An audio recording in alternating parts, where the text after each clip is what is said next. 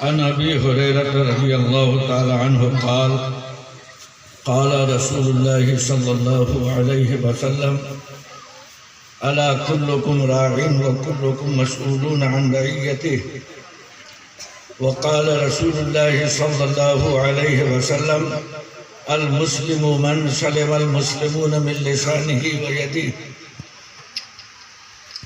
व क़ाल रसूलुल्लाह सल्लल्लाहु अलैहि वसल्लम ला फ़ज़्ल लिअरबिय्यिन अला अजमिय्यिन वला अजमिय्यिन अला अरबिय्यिन इन्ना अकरमकुम इंदल्लाहि अत्क़ाकुम।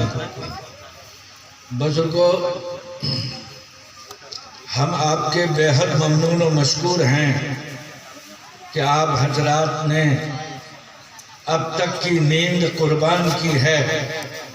दीन की निस्बत से दीनी मजलिस में आप तशरीफ़ रखते हैं, मुख्तलिफ मुकामात से जमा हुए हैं। अल्लाह ताला आपके यहाँ आने और बैठने को कबूल फरमाए। ये इंतशार वाली कैफियत अच्छी नहीं लगती। मेरे दोस्तों, जरा इधर आइए, जम के बैठे भाई, जम के बैठे, थोड़ा आपस में मिलजुल जाए भाई। मुझे ये देखकर बड़ी खुशी हो रही है कि आज से 5 बरस पहले मैं इस मदरसे में आया था। ये मदरसा मकतब की शक्ल में चल रहा था। गांव के कुछ बच्चे यहाँ पढ़ रहे थे और 4-5 वर्षों के बाद ही आपका ये मकतब मदरसे की शक्ल इख्तियार कर लिया है। और हमारे दोस्त मौलाना शाहजहां साहब ने बताया कि बैरूनी 45 बच्चे ज़ेरे तालीम हैं जिनकी पूरी किफ़ालत इदारा कर रहा है। 45 बच्चों को खाना खिलाना इस महंगाई के दौर में आसान बात नहीं है। हर चीज़ महंगी है।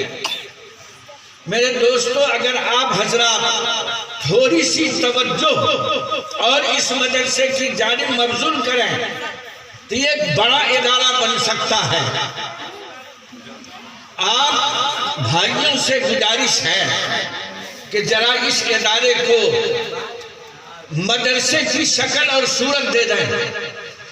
ये जो सामने वाला हिस्सा है ये खुला हुआ है और अच्छा नहीं लगता है। ये छोटे छोटे बच्चे मदरसे में पढ़ते हैं, रात में पेशाब पखाने के लिए ये जाग सकते हैं। मुबादा कहीं वो डर जाएं, खौफजदा हो जाएं। इसलिए भाइयों से गुजारिश है कि पहली फुर्सत में कम से कम 5 इंची की दीवार बनाकर मदरसे की बाउंड्री बना दें और एक ढंग का गेट बना दें। आपको अल्लाह बेहद सवाब अता करेगा। मैं आपको दावे के साथ कहता हूँ कि जिसने सिर्फ दुनिया की खेती की है तो अल्लाह ताला ने उनको दुनिया में से कुछ दे दिया है। अल्लाह किसी को महरूम नहीं करता। तो नूती ही मिनहा, दुनिया में से अल्लाह कुछ दे देते हैं। लेकिन वमन युरिद सवाबल आखिरा, और जो शख्स आखिरत की खेती करता है अल्लाह ताला उसको दुनिया भी और आखिरत भी भरपूर अता फरमाते हैं। न हो तजर्बा तो आखिरत की खेती करके देखिए, तब आपको पता चलेगा। अगर आप मेरी तनख्वाह सुनिएगा तो आपके सर में चक्कर आ जाएगा। मैं जिन बड़े ओहदों पर फाइज हूँ उस हिसाब से मुझे 50,000 मिलने चाहिए। समझ गए? मेरी तनख्वाह सुनिएगा तो अब दंग रह जाएंगे। इसके बावजूद मेरे पास 50 कुर्ते हैं, अभी 5-5 शेरवानी है। हर वक्त चाय पान खाता रहता हूँ। ये अल्लाह खिलाते हैं। अल्लाह ने कहा है तुम दीन का काम करो, हम तुमको दीन और दुनिया दोनों दे देंगे। मैं आपको चैलेंज करता हूं, आप इस मदरसे को अपना इदारा समझिए और जिस तरह आप अपने बच्चों पर पैसा खर्च करते हैं मदरसे के बच्चों पर भी खर्च कीजिए। इस भरी महफिल में दावे के साथ कहता हूँ कि अल्लाह आपकी कमाई में बेइंतहा बरकत अता करेगा, आपकी रोजी में वुसअत पैदा होगी।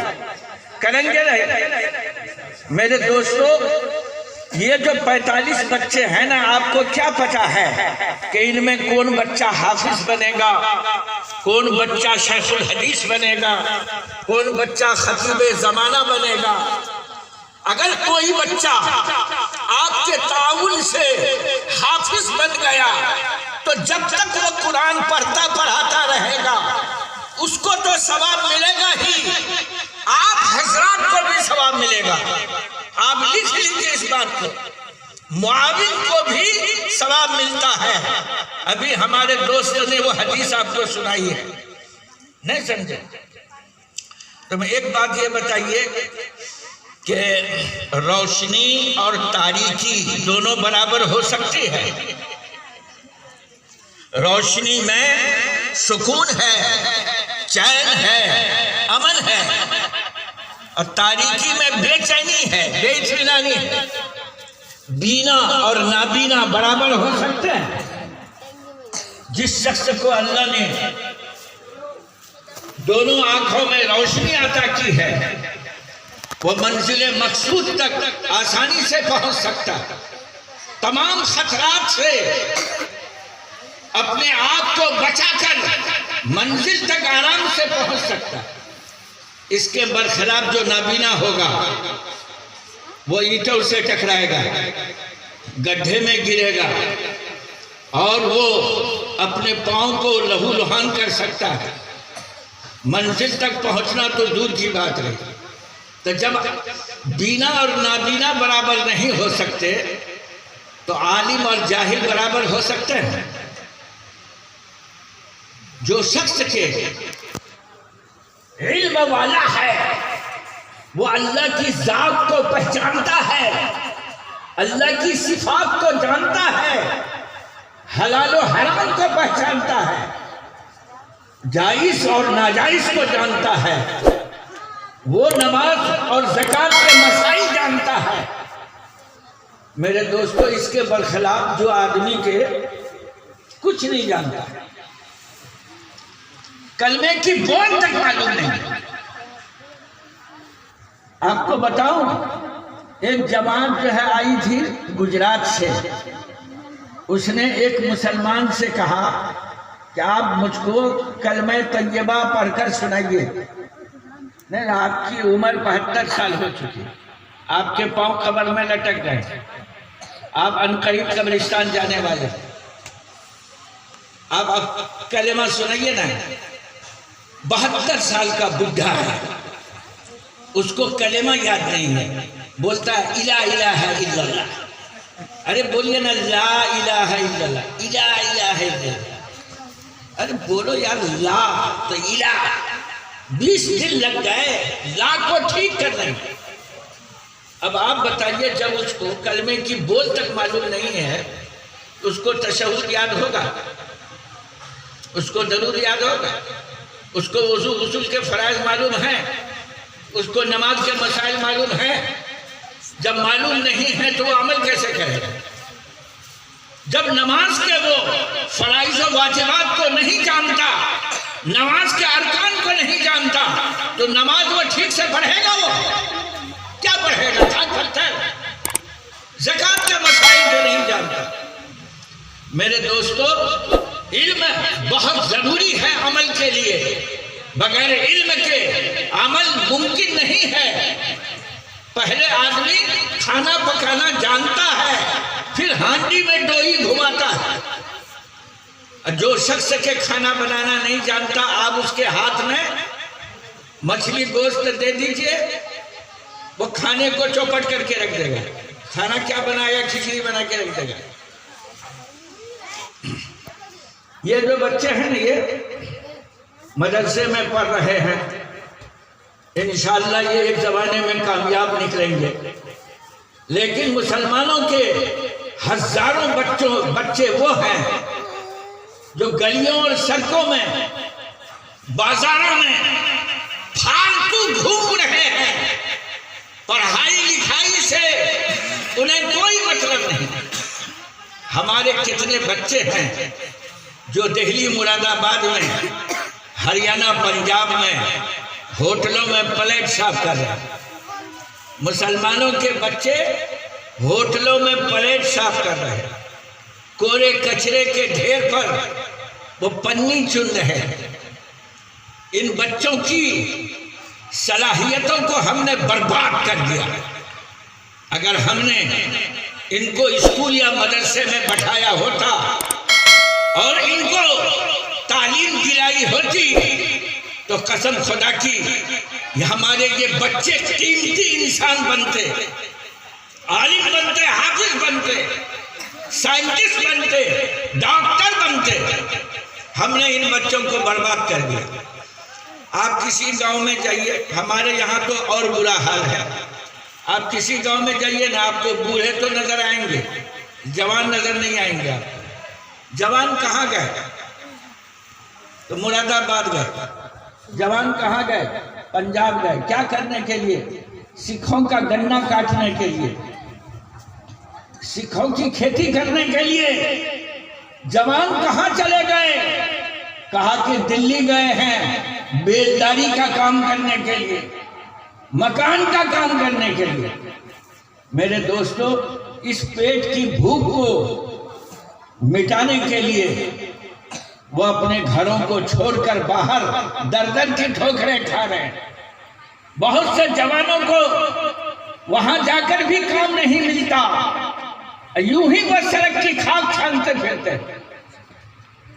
और कुछ जवानों का तो ये हाल है कि अभी अभी उनकी शादी हुई, शादी पर 7-8 दिन गुजरे नहीं होंगे कि वो दिल्ली गया और आज 8 बरस हो गए वापस नहीं आया। उनकी बीवियां दारुल कज़ा में आती हैं शौहर के खिलाफ मुकदमा करने के लिए कि मेरा शौहर शादी करने के बाद दिल्ली गया तो आज तक वापस नहीं आया, न उसने मुझे खाना दिया है, न कपड़ा दिया, न तेल साबुन दिया, न बाहर से भेजता है। मैं तरफ तरफ कर जिंदगी गुजार रही हूं। मौली साहब निकाह मेरा उससे खत्म कर दें। इस तरह की सैकड़ों बेटियां आती हैं दारुल कज़ा में। अगर मैंने इन जवानों को पढ़ाया होता, अगर हमने इन जवानों को हुनर सिखाया होता तो कसम खुदा की वो घरों में बैठकर इज्जत की रोटी कमाते। वो दिल्ली और मुरादाबाद की सड़कों पर नहीं घूमते, वहां की खाक नहीं छानते। हमने उनको जाहिल बना के छोड़ा है। मेरे दोस्तों, जस्टिस सच्चर कमेटी की रिपोर्ट हमारी आंखें खोलने के लिए काफी है। जस्टिस सच्चर को हुकूमत ने हुक्म दिया था कि आप मुसलमानों के तालीमी हालात की जांच कीजिए। मुसलमानों की तालीमी हालत क्या है? रिपोर्ट में जस्टिस ने लिखा है कि मुसलमान तालीम के मैदान में दलितों से भी पीछे है। इनकी हालत ओबीसी से भी गई गुजरी है, बदतर हालत है। 100 में से सिर्फ 4 बच्चे हमारे मदरसों में आते हैं। 96% बच्चे हमारे स्कूलों में जाते हैं। फिर हमारे पास आला तालीम याफ्ता बच्चे कहाँ हैं? कितने ऑफिसर्स हैं आपके पास? कितने इंजीनियर हैं आपके पास? कितने डॉक्टर हैं? कितने IPS हैं आपके पास?